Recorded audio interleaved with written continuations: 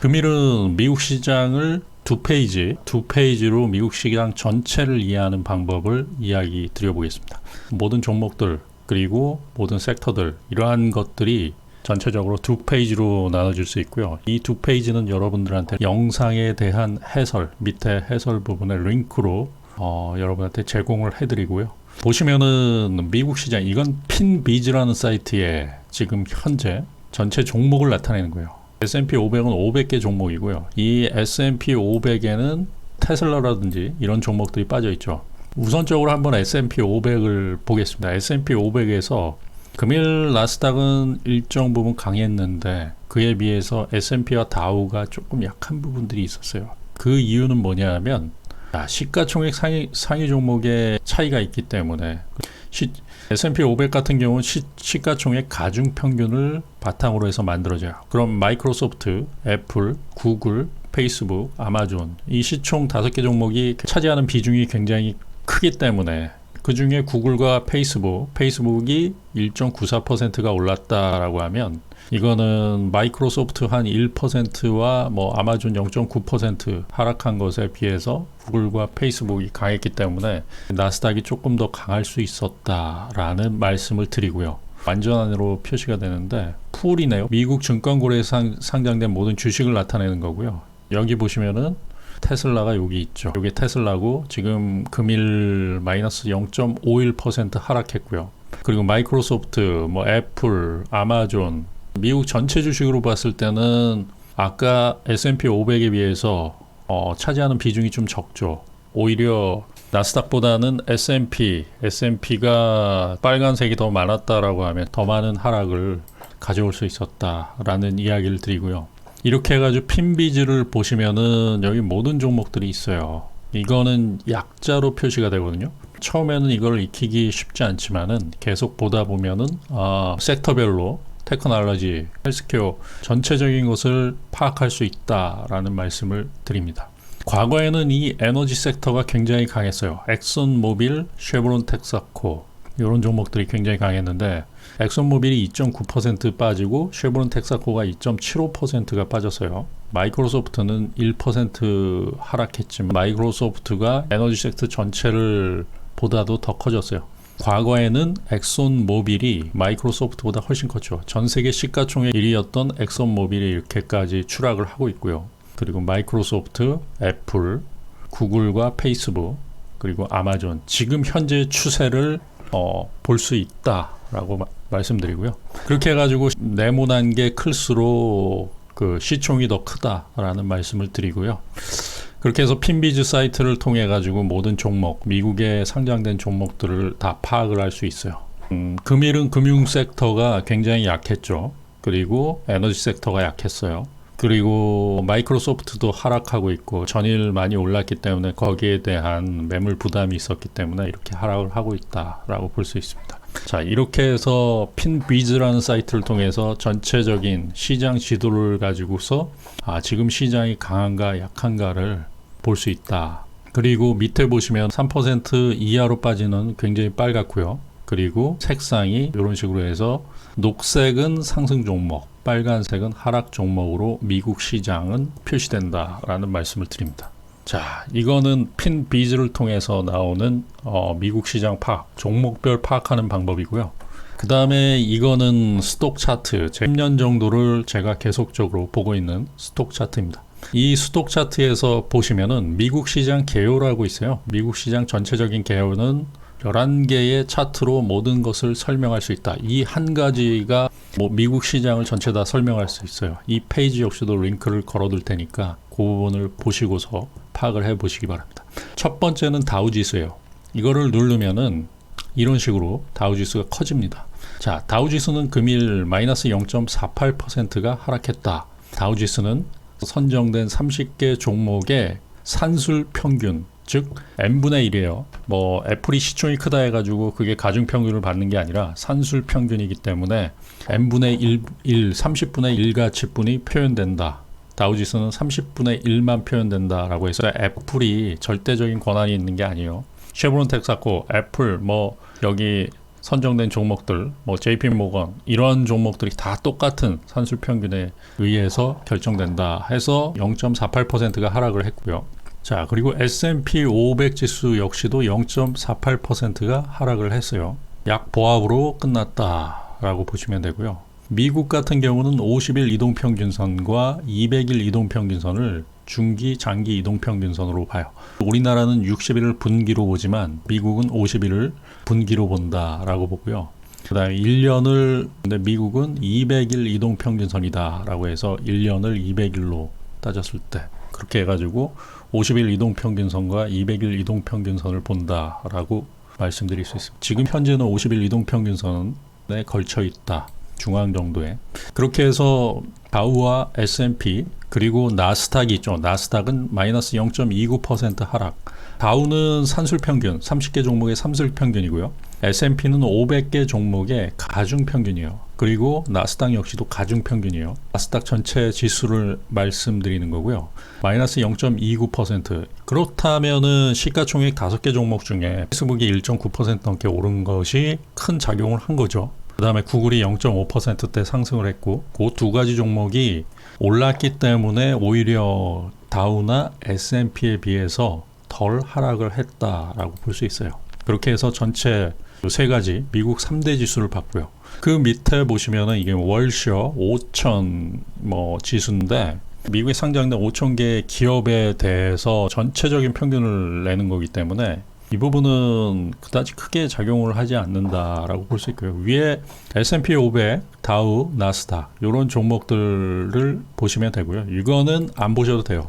그리고 CBOE 해서 CBOE는 시카고 옵션 거래소예요. 시카고 옵션 거래소를 CBOE라고 이야기를 하는데 여기 10년물 미 국채 수익률이죠. 이거는 미국 국채 수익률 차트 마이너스 2.7% 하락했다. 전체적으로 보면은 국채가 좀 힘을 못 써요. 올 50일 이동평균선 중심에 지금 현재 가고 있다. 지금 왜 그러냐면 이 유동성이 워낙 많이 풀렸기 때문에 국채보다는 미국 같은 경우는 위험자산의 선호 현상이 워낙 컸기 때문에 앞으로 어떻게 변할지는 그건 지켜봐야 될 것이다 라고 보고요. 자, 그 다음에 인베스코 DB US 달러거든요. 요거는 보시면은 US 달러 인덱스예요. 이게 뭐냐면 달러 인덱스라 그래가지고 전 세계에서 이것을 기초 자산으로 한 펀드다. US 달러는 계속적으로 하락을 하고 있죠. US 달러가 하락한다라고 하면 달러에 대한 돈이 모이지 않고 있다라고 볼 수 있어요. 그러니까 달러 수요가 그렇게 크지 않다. 그러니까 원달러 환율에서 원화에 대한 가치가 높아진다. 그거는 1200원에서 1150원, 1000원 이런 식으로 갈 수 있다라는 거죠.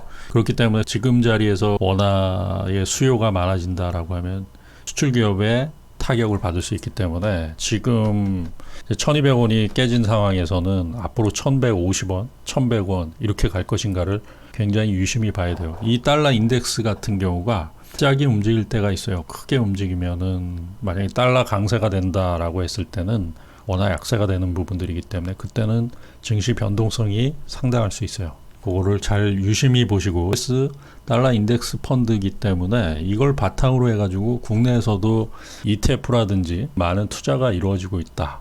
자산운용사의 투자가 이루어지고 있다라고 보시면 되고요. 그리고 밑에 보시면은 이거는 커머더티 이 인덱스 여기에는 국제 유가라든지 천연가스라든지 이러한 원자재들이 상당히 포함되어 있고요. 대신에 금이라든지 이런 것은 포함이 되어 있지 않아요. 전체적인 상품에 대한 거기 때문에 0.15%가 금일 하락했다라고 하면 국제 유가도 좀 하락했을 것이다 라고 볼 수 있고요.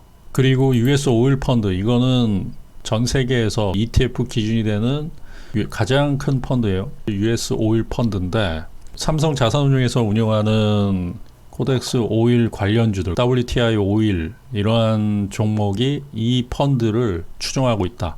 보시면 3.45%가 급락을 했어요. 그리고 보시면은 SPDR 골드 쉐어 이게 뭐냐면 금펀드예요. 골드 트러스트의 기준이 되는 이 금펀드거든요. 요 가격이 0.84% 금리를 상승했다라고 하고요. 이거 역시도 국내 ETF, 금 ETF와 관련된 이게 상승하면 국내 ETF도 상승할 가능성이 크고요. 그 다음에 금값이 상승했다라고 하면 이 나타나는 부분들이기 때문에 금은 바로 골드 쉐어스 이 부분을 보라라는 이야기를 드리고요. 골드 쉐어즈라고 해서 이야기도 되지만 골드 트러스트라고 보통 많이 이야기를 해요. 그리고 밑에 보시면은 빅스 지수라 그래가지고 공포 지수예요. 이거는 공포 지수, 변동성 지수라고도 하는데 시장이 위아래 변동성이 상당하다라고 했을 때, 즉 3월달 같은 경우 뭐 50을 넘었죠. 공포지수가 50을 넘었을 때, 그랬을 때의 이러한 시장 변동성이 상당했고 국내 증시가 급락을 하고, 그렇기 때문에 빅스지수는 가장 중요한 지표 중에 하나예요. 이거는 파생을 하시는 분들은 반드시 봐야 될 지표고요.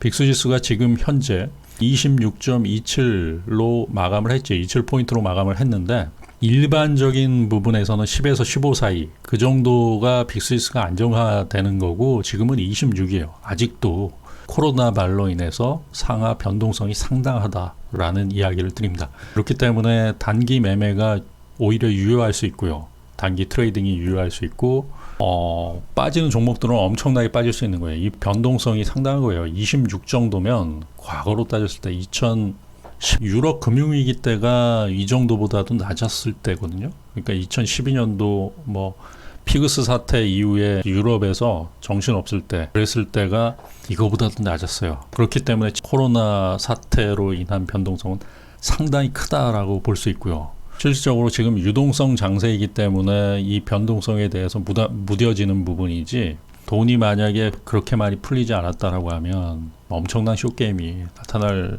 정도의 빅스지수다라고 볼 수 있어요. 그렇기 때문에 상당히 좀 조심하셔야 되는 상황이다. 항상 조심하셔야 돼요. 빅스지수가 20을 넘어가고 있는 상황이다라고 하면 시장의 변동성이 상당하다라는 말씀을 드립니다. 그리고 맨 마지막으로 보면은 뉴 어드밴스 디클라인 이슈라고 해가지고, 이게 2,500개 종목, 미국의 전체 뉴욕 증시에 상장된 2,500개 종목을 보시면은 위아래로 표시가 되는 거죠. 여기서 1,000개, 1,000이 넘어간다라고 하면, 플러스 1,000이 된다라고 하면 그날은 굉장히 강한 날이에요. 보시면은 전일과 같은 경우, 전일은 2,300 수준으로 마무리가 됐을 거라고 보고요. 2,300에서 2,500 왔다 갔다 하는 상황이었기 때문에 전일은 굉장히 강한 거예요. 금일 같은 경우는 마이너스 786이에요. 마이너스 786이라는 거는 마이너스 1000보다는 위지만은 약한 부분이다. 금일 시장은 약했다. 1000 이상이다라고 하면은 굉장히 강하다. 강한 시장이었다. 그리고 1000 이하에서 마이너스 1000 사이에는 뭐 강보합이었다, 약보합이었다. 그렇게 말할 수 있어요. 미국 시장을. 그러니까 어드밴스 디클라인 이슈라는 거는 전체적인 시장을 파악하는 데는 좋은데, 이거는 미국 헤지펀드들, 월가 헤지펀드들은 이 지표를 가지고서 이제 트레이딩을 하죠. 그런데 국내에서는 굳이 이런 부분들을 보는 사람들은 거의 없을 거라고 보고요. 제가 여러분한테 이야기 드리는 거는 시장 판단을 함에 있어서 개략적으로 만약에 시간이 없다라고 했을 때 미국 시장이 강했느냐 약했느냐 전체적으로 봤을 때는 그 부분을 보고 판단을 하기에는 이게 좋다. 근데 보시면은 체인지라고 해가지고 전일에 비해서 2897 포인트나 이게 인덱스가 하락을 했어요. 그럼 전일을 대비해서 투자자들이 느끼는 전일 종가에 베팅을 해가지고 금일 종가에 가지고 있었다라고 느끼는 건 엄청나게 하락장으로 느낄 수 있어요. 그러니까 국내에서 만약에 전일 2%가 상승을 했어요. 근데 금일은 마이너스 1%다. 그럼 전일에 베팅했던 사람이 금일 종가까지 가지고 있는 입장에서는 엄청난 손실에 노출될 수 있는, 공포에 노출될 수 있는 부분들이죠. 그렇기 때문에 이게 전일 대비해서는 마이너스 137.23%가 하락을 했다. 엄청난 하락장으로 느낄 수 있다. 그러니까 상대적인 부분들을 파악할 수 있는 하나의 지표도 될 수 있다라고 볼 수 있어요. 그렇기 때문에 본인들이 느끼는 것과 데이 트레이더로 진입해서 느끼는 것과 이런 것을 파악하기에는 이 어드밴스 디클라인 이슈가 상당히 도움이 된다라는 말씀을 드려요. 이런 부분들을 디테일하게 파악하는 게 여러분들 아마 트레이딩에 도움이 되지 않을까라고 이야기를 드리고요. 이 전체적인 종목, 11개 종목을 파악한다라고 하면 미국 시장 전체를 여러분들이 개괄적으로 파악을 할 수 있고요. 그걸 바탕으로 해가지고 S&P 500을 보신 다음에 여기서 종목을 조금 익히면서 마이크로소프트, 애플, 구글, 페이스북, 아마존 이렇게 5개가 시가총액 상위 종목 5개다라고 하고 이 5개가 S&P뿐만 아니라 나스닥을 지배하고 있다. 이 5개 종목이 하락한다라고 하면 나스닥이 상승하기 굉장히 힘들죠. 이 5개 종목이 하락을 한다라고 해도 S&P 같은 경우는 그래도 이 종목 500개 중에서 차지하는 비중이 있기 때문에 나스닥은 이게 절대적인 부분을 차지하기 때문에 힘들고요. S&P는 그보다 조금 더 범위가 넓기 때문에 그거보다는 좀 덜하지만 그래도 이 5개 종목의 영향력은 절대적이다라고 보지만 다우 지수 같은 경우는 아마존은 다우 지수에 없고 그다음에 마이크로소프트와 애플이 있기 때문에 이 2가지 종목만 반영이 되기 때문에 다우지수에서는 그렇게 크게 반영이 되는 부분들이 아니다라고 보고 오히려 다우지수는 에너지 섹터에 엑손모빌이라든지 쉐보론 텍사코 이러한 종목들이 더 크게 반영될 수 있다라는 이야기를 드립니다. 왜냐하면 30개 종목의 산술 평균이기 때문에 그러한 부분들을 이야기 드리면서요.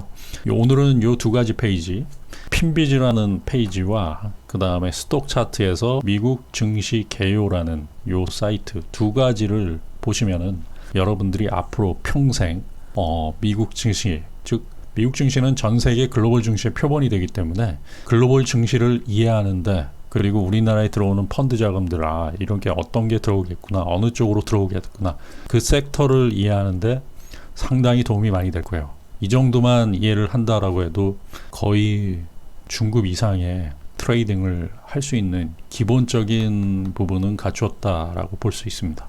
자, 그러면 오늘도 여러분들한테 조금이나마 도움이 되었길 바라고요. 성공 투자하십시오.